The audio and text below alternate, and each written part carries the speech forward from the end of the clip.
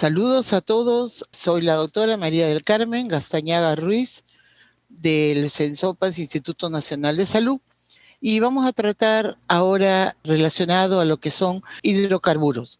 Cada vez que escuchamos ese nombre, ¿qué nos imaginamos nosotros? Petróleo. Y sobre todo nos imaginamos los derrames de petróleo que van a tener una mala influencia en lo que son muchas comunidades, sobre todo de nuestra selva. Es un hecho que ocasiona no solamente un daño ecológico, ya que generalmente estos derrames alteran la fauna y flora circundante, sino también tiene un impacto en lo que es la nutrición, en lo que es la salud, ¿no? En lo que es el entorno de la población. Va a haber impactos que van a ocasionar probablemente que poblaciones no tengan el sustento adecuado y al verse o estar en lugares tan lejanos, dispersos, a veces el apoyo, la ayuda no llega tan rápido como uno quisiera.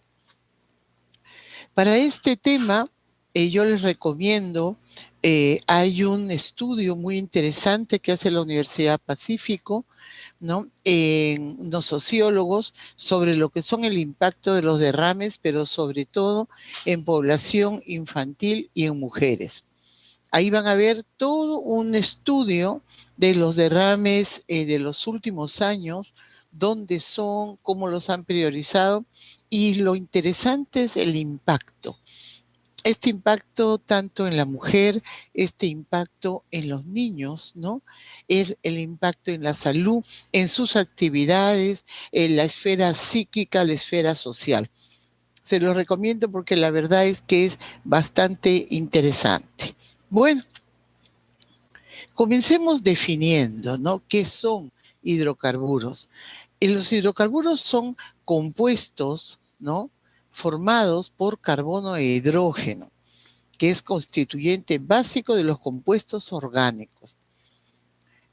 También hubo en un inicio, cuando se comenzó a investigar el origen de estas sustancias, hubo varios científicos que dijeron que el origen eran compuestos inorgánicos.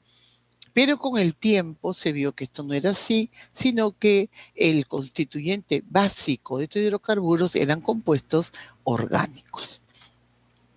Entre las propiedades físicas de estos compuestos están, primero, son insolubles en agua, acordémonos que son grasas, por lo tanto son insolubles en agua y menos densos que ella.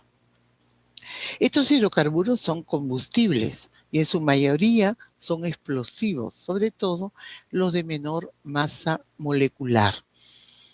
También se nos viene a la cabeza cuando hablamos de hidrocarburos lo que es sobre todo la gasolina y una serie, ¿no?, de solventes que conocemos muchas veces, solo que no hemos, a veces no nos hemos percatado, no hemos investigado cuáles son las consecuencias de estos productos. Estos hidrocarburos se clasifican, ¿no?, de varias maneras. Está según el tipo de enlace entre los carbonos participantes. También se clasifican como saturados o insaturados y según su estructura molecular, como alifáticos, alicíclicos, aromáticos, ¿ya? Y a su vez todo esto se va subdividiendo y esto lo van a ver ustedes en este cuadro, ¿no? Que es mucho más clara estas clasificaciones. Entonces tenemos arriba los hidrocarburos, la clasificación de alifáticos, alicíclicos y aromáticos. Primero, dentro de los alifáticos vamos a tener los saturados y los insaturados. Dentro de los saturados, los alcanos, el gas licuado, que conocemos. Dentro de los insaturados, los alquenos y los alquinos, donde está el etileno, que también conocemos, el acetileno. En lo que son los alicíclicos, vamos a tener los cicloalcanos, los cicloalquenos y los cicloalquinos, que quizá no sea algo que nosotros estemos utilizando esos términos ni ese tipo de sustancias, pero que es bueno saberlas, que son, digamos, parte de los hidrocarburos alicíclicos. Y dentro de los aromáticos, ¿no? Ahí sí vamos a tener los homocíclicos y los heterocíclicos, donde el más conocido de nosotros, los bencénicos. El benceno, que es la sustancia, digamos, más liposoluble que podamos tener, y por ende todo lo que es liposoluble atraviesa la membrana celular muy rápidamente sin necesidad de intermediarios. Por lo tanto, benceno, que es catalogado un cancerígeno, ¿no? Ya nos podemos dar cuenta por qué. Por su facilidad para ingresar a la célula, para hacer el daño, muchas veces inespecífico, destruyendo la célula. Acá también vamos a tener los naftalénicos y los antracénicos.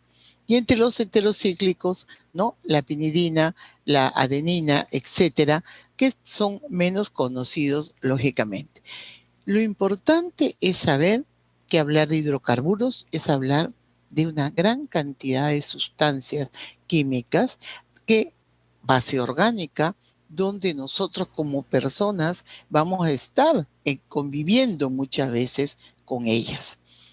Sobre todo, tenemos la gasolina, tenemos una serie de solventes que podrían, dependiendo cómo se manipulen por la persona, convertirse, ¿no?, en una sustancia a la que esté expuesta una población, una persona, y no solo expuesta, sino podemos llegar a la intoxicación. La aproximación al diagnóstico del problema, ¿no? ¿Cómo lo podemos hacer? Primero tenemos que pensar que pueden existir nuevos sitios afectados por los derrames. Tenemos que entender que va a haber impactos ambientales no atendidos. Un derrame, al cubrir ya sea una fuente de agua o los suelos, va a ocasionar una serie de problemas por la falta de oxigenación. Vamos a tener entonces que en un curso de agua, al no haber entrar oxígeno, no se va a poder dar ni la fotosíntesis de lo que es la flora y tampoco va a existir el oxígeno necesario para que los peces respiren. Por lo tanto, va a haber fuga de los peces y va a haber mortandad y también de la parte de la flora. Por lo tanto, si tenemos una población cercana a esta fuente de agua que se ve afectada por un derrame, le estamos quitando el alimento y la bebida. Entonces ya se va tornando un problema de abastecimiento. Va a haber hambre, va a haber necesidades de esta población. Entonces es este impacto que va a depender también de cuánto volumen estamos hablando. ¿Cuál es el problema? Si fue en una zona poblada, si fue una zona más alejada que te da tiempo de repente para actuar. Eso es lo que tenemos nosotros que tener presente, ¿sí? En lugares donde posiblemente podría darse estos sucesos. También muchas veces tener en cuenta, ¿no?, potencialmente hablando en todo esto, la ilegalidad de los causantes. Hay muchas denuncias por parte tanto del dueño, del empresario o del Estado, en el caso de Petróleo Peruano, donde se habla que la misma población son los que ocasionan alteraciones, fracturas de las tuberías con la consecuente derrame cuando necesitan o cuando desean ser escuchados o tienen algún pedido que hacer. Esto es ya una cuestión que hay que analizarla mucho más y tratar de entender por qué se llega a hacer esto. Luego, la conflictividad social, que va casi unida a lo anterior, ¿no? Cuando la población se siente, primero a veces desamparada porque está tan lejos que no llegan a veces una red de salud. Segundo, porque el sustento diario, que es para ellos pescar o tomar el agua, se ve afectado, ¿no? Se ve afectado y tienen que ir a buscar otras fuentes que les suministren esto. Y a veces no tienen suerte. Yo me acuerdo del derrame en Río Corrientes que hubo en el 2006, donde la población quedó desamparada y vino hasta Lima. Vinieron los APUs a exigir, a pedir que se les dé alimentos, porque su población se estaba muriendo de hambre, a pesar de que la empresa decía, la Plus Petrol, que todo estaba de maravillas. Entonces hay conflictividad, claro que hay conflicto social. Es su tierra, sus denuncias. Y no solo eso, muchas veces los tubos de gas, los tubos de estos petróleos, pasan al medio de estas comunidades sin respeto, sin consulta, cuando todo proyecto debe ser consultado antes de. También a veces hay falta de una reglamentación adecuada, dependiendo de los espacios donde se puedan realizar estas actividades. Hay una atención inadecuada e insuficiente de las contingencias. No es personal que cada empresa tenga e inmediatamente vaya a tratar de contener estos derrames. Muchas veces a los de la comunidad se les contrata sin preguntarles si pueden trabajar, si son menores de edad, y ahí están sumergidos tratando de contener este derrame. Entonces, ¿qué está pasando? ¿Dónde están las contingencias, los planes que deben existir preventivos? Luego, la atención inoportuna de los reclamos de la población afectada. Se siente que no los escuchan. Me acuerdo si esa vez se escuchó, fue porque vinieron hasta Lima y fueron al Ministerio de Salud. Pero muchas veces reclaman en su sitio, allí, porque no tienen cómo llegar acá. Toman el aeropuerto, toman, o sea, pequeños aeropuertos donde generalmente la empresa llegan sus helicópteros o avioncitos, ¿no? Ya no saben qué hacer para ser escuchados, hasta que la empresa muchas veces le da ciertas dádivas y ya, se soluciona un tiempo el problema. Entonces vemos, ¿no? Cómo en estos sitios que pueden ser afectados por un derrame, se pueden dar todas estas circunstancias, ¿no? Que lo único que van a hacer es, sobre todo, de estos 6 puntos que hemos tomado, va a ser lo que es la conflictividad social, por la falta de atención rápida y oportuna de sus necesidades básicas. ¿Y cuáles son las consecuencias que vamos ante la existencia de este derrame que no se interviene muchas veces y ni nos llegan noticias a nosotros acá? Primero, como les dije, si este derrame va hacia un curso de un río donde la población se surte, vamos a tener pérdida de la calidad del agua, porque va a haber presencia de estos hidrocarburos. Entonces, no puede la gente consumir esta agua. Además, esta agua va a tener una película de grasa que va a impedir, como les dije, que la flora y fauna se mantengan. Entonces, no solamente es la calidad del agua, sino simplemente la pérdida de toda la flora, de toda la fauna que se tiene en ese lugar y que sirve muchas veces para la alimentación. Vamos a tener ausencia de ajuste en los protocolos. Nos falta tener estos protocolos, hacerlos dinámicos o al menos actualizarlos, ¿no? Para buscar en todas las zonas cuáles son estos lugares donde podría existir estos derrames. Luego el desconocimiento del impacto real. Nosotros nos enteramos que ha habido un derrame en tal lugar, más o menos tantos barriles, se habla, pero ahí nomás, ¿sabemos cuál es el verdadero impacto? Después de un mes, de 2 meses, ¿sabemos las secuelas de este derrame? Efectivamente, ¿cuántas áreas ha afectado? Si el agua se ha recuperado, si se llegó a contener y a limpiar. Muchas veces no sabemos y eso queda ahí nada más. Entonces habría que preguntarnos en las direzas, jerezas, diris, regiones, ¿dónde suceden estos derrames? ¿Existe una información del impacto real, tanto en población como en el ambiente de los derrames existentes? ¿No? ¿La población se ha recuperado? ¿Cuáles han sido la población evaluada?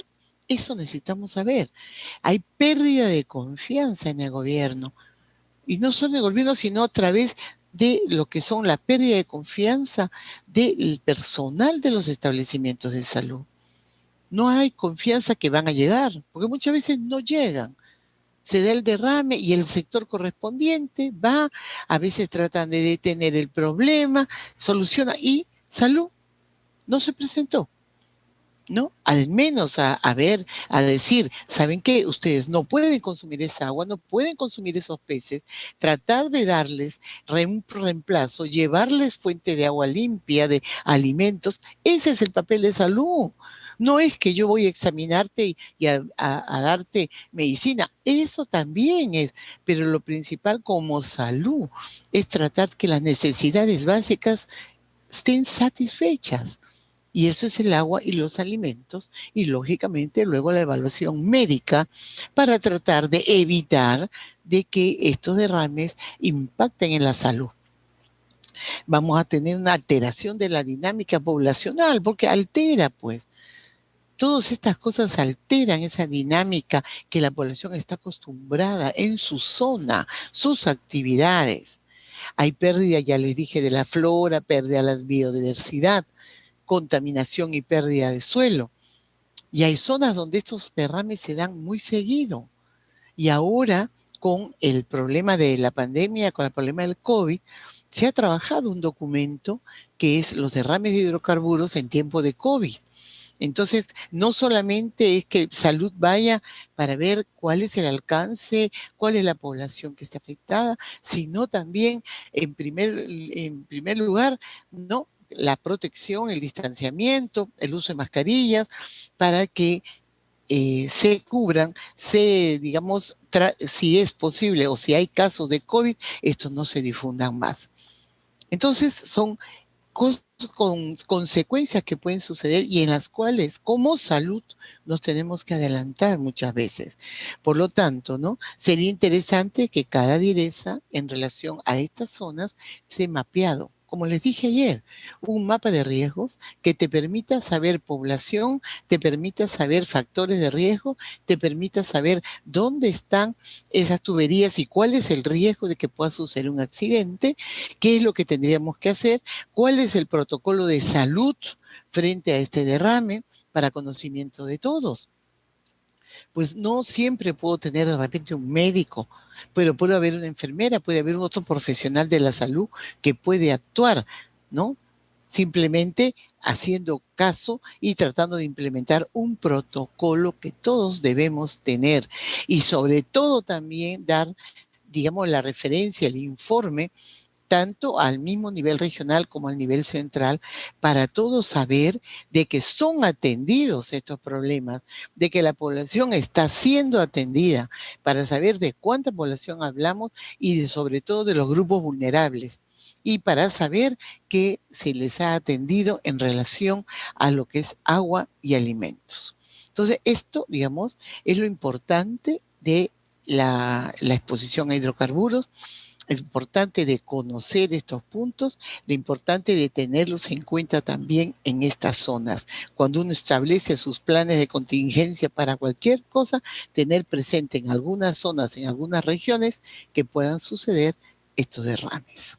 Muchas gracias.